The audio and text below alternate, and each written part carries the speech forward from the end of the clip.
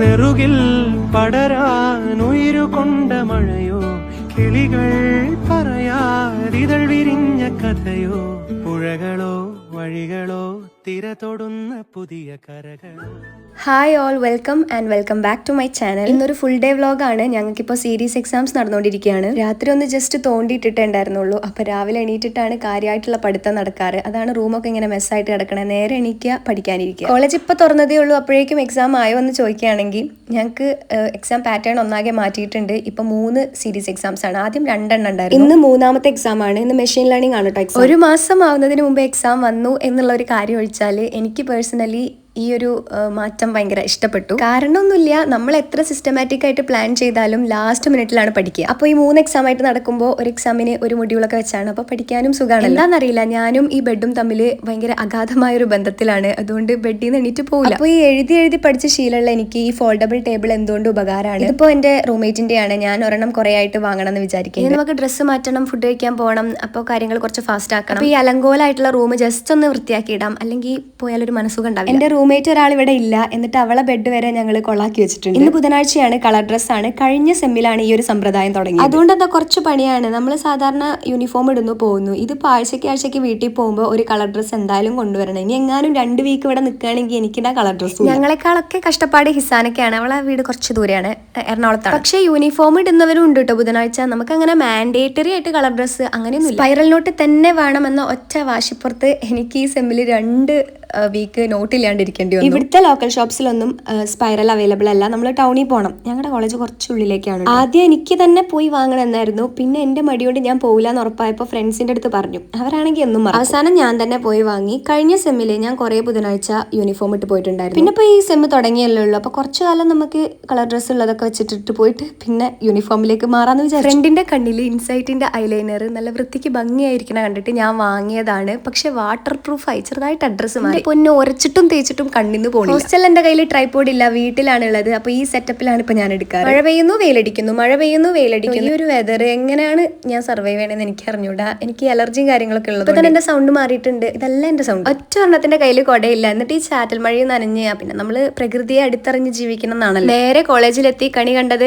ആര്യനാണ്. ആര്യാണെങ്കിൽ രാവിലെ തന്നെ വന്ന് പഠിക്കുകയായിരുന്നു. അത് കഴിഞ്ഞിട്ട് എക്സാം എഴുതാൻ പോയി. പിന്നെ ഈ സീരീസ് എക്സാമിന്റെ പ്രത്യേകത എന്താണെന്ന് വെച്ചാൽ 20 മാർക്കിനാണ് നടത്തുന്നത്. എന്നിട്ട് 12 മാർക്ക് മിനിമം കിട്ടിയില്ല എന്നുണ്ടെങ്കിൽ നമ്മൾ പിന്നെ റെമഡിയൽ ക്ലാസ് ഇരിക്കണം. എന്നിട്ട് പിന്നെ റീടെസ്റ്റ് എഴുതാം. എക്സാമിന് ശേഷം ഞങ്ങൾക്ക് ലാബായിരുന്നു. ലാബിൽ ഫോൺ യൂസ് ചെയ്യാൻ പാടില്ല കേട്ടോ. ഇത് ഞാൻ ലാസ്റ്റ് മിനിറ്റിൽ നമ്മൾ എല്ലാ ഔട്ട്പുട്ടും കാര്യങ്ങളും കിട്ടിയതിന് ശേഷം എടുത്ത വീഡിയോ ആണ്. അങ്ങനെ ഇന്നത്തെ ക്ലാസ്സും കഴിഞ്ഞ് പോകുന്ന വഴിക്കാണ് ഇതാ ഈ വധൂരിയെ ഞാൻ കണ്ടത്. This is one and only റിനാൻ.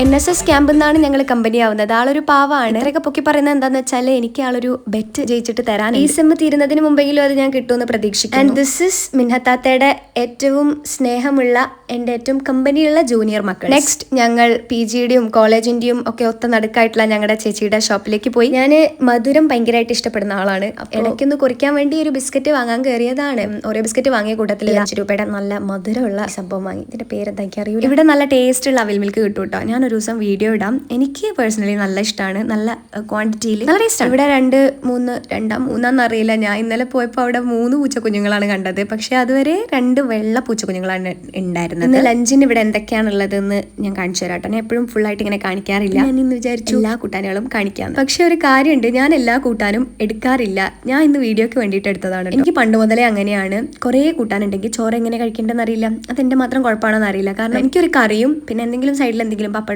മുട്ട അങ്ങനെ എന്തെങ്കിലുമൊക്കെ മതി. പേരി മാത്രം കൂട്ടി എനിക്ക് കഴിക്കാൻ പറ്റില്ല. കറി മസ്റ്റാണ്. സ്കൂളിൽ പോകുമ്പോൾ അങ്ങനെയായിരുന്നു. ഇനിയിപ്പോൾ ഒരു 3-4 കൂട്ടാനുണ്ടെങ്കിൽ എൻ്റെ ഒരു കൂട്ടാൻ അതേപോലെ ലാസ്റ്റ് വരെ അവിടെ ഇരിക്കുന്നുണ്ടാവും. പിന്നെ ഞാൻ കഴിക്കണം ചോറ് കഴിച്ച് കഴിഞ്ഞിട്ട്. അപ്പോൾ ഇന്ന് കഴിക്കാൻ ചോറും സാമ്പാറും മുട്ട പൊരിച്ചതും വൻപയർ ഉപ്പേരി വെച്ചത്, ഉപ്പേരിയല്ലേ കൂട്ടാൻ വെച്ചത്, അങ്ങനെയാണ് മലപ്പുറത്ത് പറയുക, പപ്പടവും അച്ചാറും അത്രേ ഉണ്ടായിരുന്നു. അങ്ങനെ ചോറ് കഴിച്ച് PGയിലേക്ക് നടക്കാനിരുന്നപ്പോഴാണ് പത്മയും ശ്രവ്യം പറയുന്നത് ഇവിടെ അടുത്തൊരു കോളുണ്ട്, നമുക്ക് അങ്ങോട്ടേക്ക് പോവാന്ന്. മഴ ഇപ്പൊ അടുത്ത നിമിഷം പെയ്യുന്നു പറഞ്ഞ് നിൽക്കുകയാണ്. കൊടയും ഇല്ല. എന്തായാലും PG പോയിട്ട് വെറുതെ ഇരിക്കാനാണ്, എന്നാ പിന്നെ പോയി കണ്ടേച്ചും വരാന്നും പറഞ്ഞ് രണ്ടും കൽപ്പിച്ച് ഞങ്ങൾ ഇറങ്ങി. പത്മയും ശ്രവ്യാണല്ലോ ഈ ആശയം മുന്നോട്ട് വെച്ചത്, കുളം കാണാൻ പോവാണ്.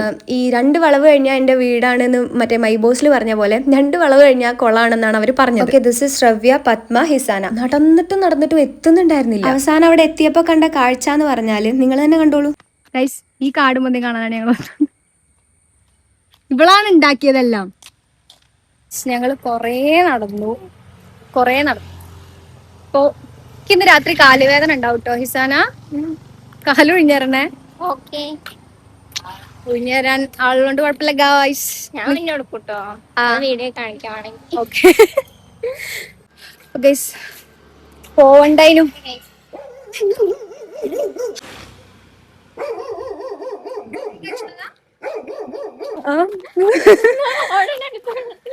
നായ മതില് ചാടാൻ നോക്കി. പോയപ്പോ കോഴി പേടിപ്പിക്കാനായിട്ട് പോയപ്പോ ഞങ്ങൾ 6 പേർ ഒരുമിച്ചായിരുന്നു. ഇപ്പൊ 2 പേർ ഫ്രണ്ടിൽ പോകുന്നു, 2 പേർ ഞങ്ങൾ, 2 പേർ ബാക്കിൽ വരുന്നു. പക്ഷെ കാണൂല. അങ്ങനെ എന്തൊക്കെയോ സംഭവ വികാസങ്ങൾക്കൊടുവിൽ PG യിലെത്തി. പിന്നെ എല്ലാവരും ഫുൾ റെസ്റ്റ്. 3-4 കിലോമീറ്റർ നടന്നതല്ലേ. അമ്മമാര് പറയാറില്ലേ കിലോമീറ്ററുകളോളം പോയിട്ടാണ് സ്കൂളിലൊക്കെ പഠിച്ചതെന്ന്. ഞാൻ ആലോചിക്കായിരുന്നു എങ്ങനെയാണ് ഇവരെന്നും പോണേന്ന്. Phone addict. Me not phone addict. These people are the phone addicts in our PG.